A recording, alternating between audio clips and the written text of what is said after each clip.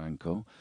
I was 20 minutes late for what had been since time immemorial, or secondary school anyway, the hour of the pact. I called the B&B to tell them that I would check in after dinner.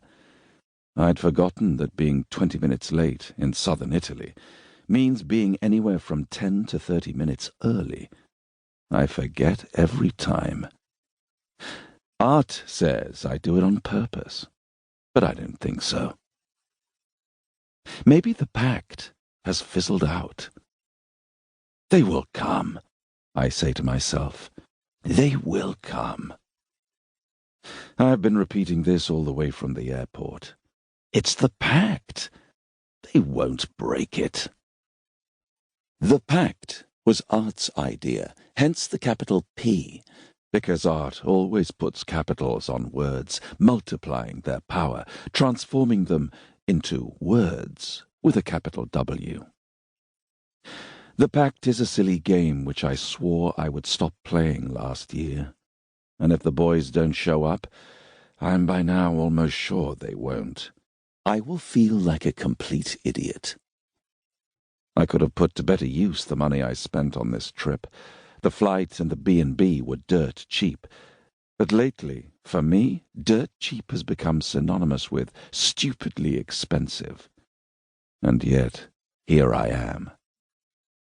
I'm nibbling a bruschetta, heavy on garlic, washing it down with what is left of a glass of Primitivo, the strong local red, when I see Mauro enter the pizzeria.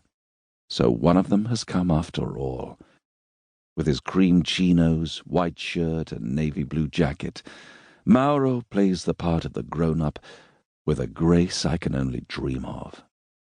In keeping with the pact, I acknowledge his presence with a small nod, as if I see him regularly. He nods back and comes to the table. He's put on some weight since I saw him 2 years ago, but he's got a better haircut. Both things please me. "Been waiting long?" Mauro asks, sitting down. "Less than the last time. Making progress." "Baby steps, Mauro. Baby steps." He cracks a smile and pours himself a glass of wine.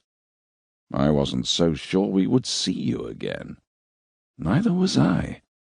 "When did you fly in?" "Just now. I'm here straight from the airport."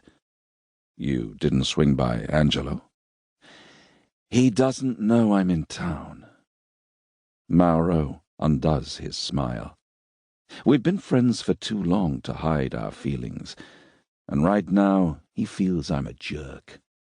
He doesn't understand my relationship with my father, and I can't blame him.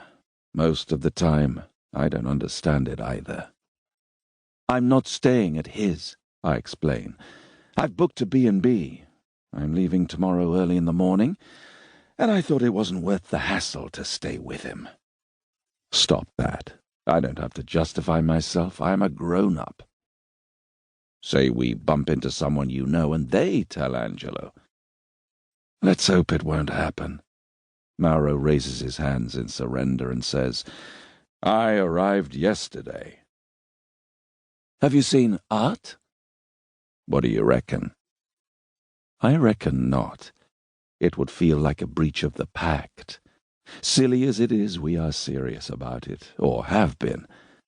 Either way, I have let it draw me back to Castelfranco inexorably once a year for 17 years, with the exception of the last one.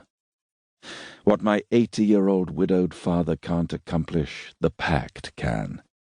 I reckon this is our last hurrah. I'll make the most of it."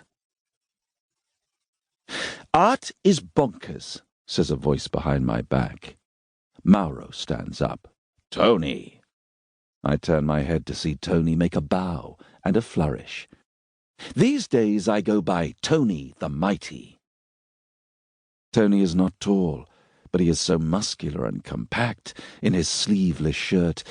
You only need a quick glance to decide that you are too tied up right now to mess with him. He always was physically imposing, and a bit of a buffoon, too. He was the main reason why bullies, after some half-hearted attempts, gave up.